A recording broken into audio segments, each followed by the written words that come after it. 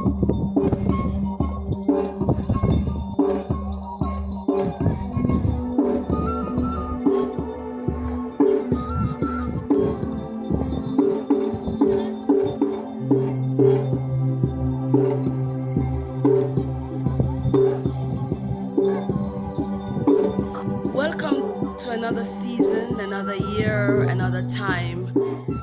The Institute of Afrikology lives. The Institute of Afrikology here in the beautiful Nkwale, Kwatoyana, in KwaZulu-Natal, in the south of Africa, in Africa, lives for the people of Africa, her diaspora, and her people in all over the earth. The Institute of Afrikology has been very blessed to have its own premises, its own grounds where we can liberate the minds and affirm Africa's greatness and Africa's genius. Afrikology is now used as a mobilization statement, and it is a basis for articulating an African agenda for knowledge production that is relevant to the African conditions. And so in 2021 to 2022, when we opened our session for the Black History Month, we had the gatherings of children from all over the community coming to understand the importance of celebrating our Black martyrs, our Black inventors, our Black innovators, our Black leaders. We do this not because we are greater or better. We do this because it's an important one for our children to come with something to the table, and it is knowledge of self.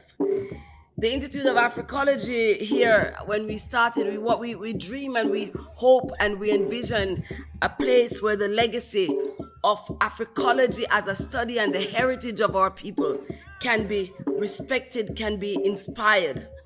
The central role of language, not just isiZulu, not just Kiswahili, but African language, because in language lies the detail of traditions, rituals, and culture.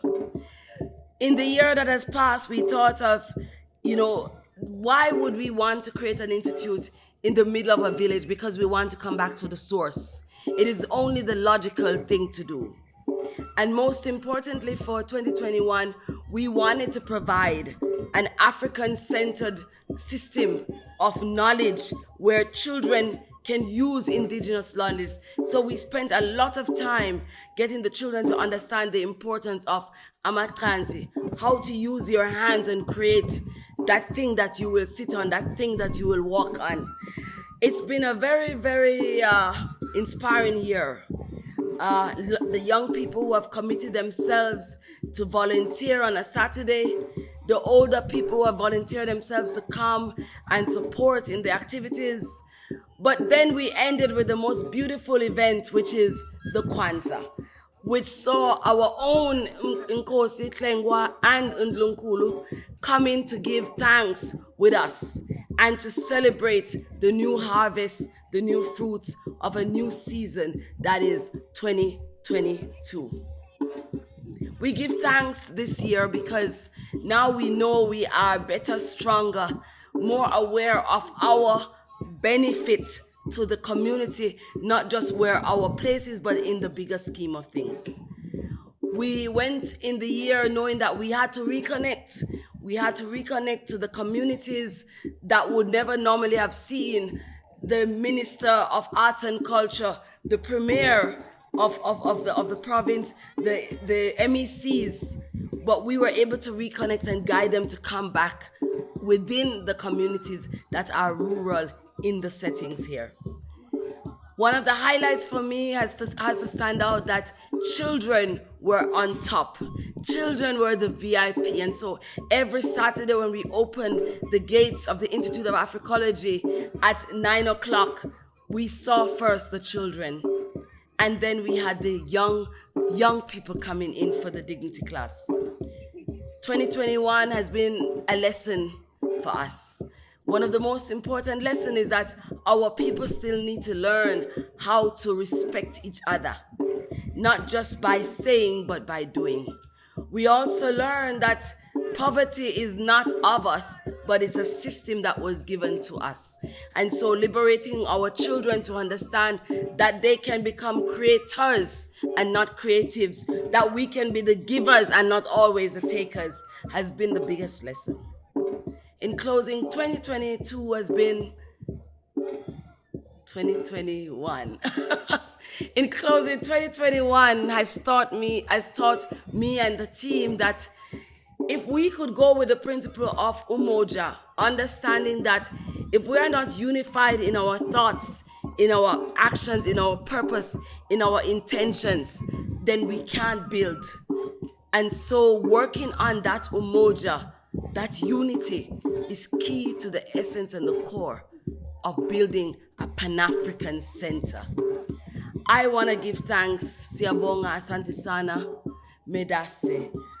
I want to give thanks to all those who have come through these gates, the volunteers, the elders, the children, the parents, in the winter, in the summer, in the spring. They've all been coming, and all because they are looking for something new. I also want to give a big thank you to Mainkosi Tlengwa and his wife, Ndlunkulu Tlengwa Matlomunga, for always supporting the activities of Afrikology. I also want to give thanks to our Nduna Gumede for always giving us an ear when we need advice. We want to thank Magacheni Mandlovo for heading up and helping to make sure that the peer-to-peer program runs very smoothly. I could not do this without the love and the respect and the support of Botlomunga, my family, who have allowed me to live and to see and realize a vision that hundreds of people have wanted to do and could not do because of circumstances. I am humbled that I am walking in the footsteps of giants.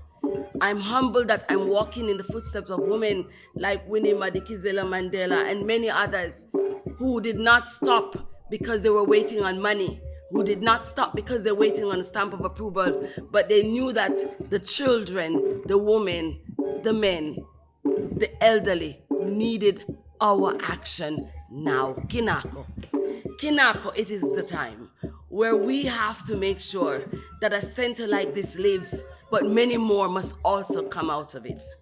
We are humbled that we have been chosen to do this auspicious work, that is, of liberating the minds of Africans and affirming Africa's greatness.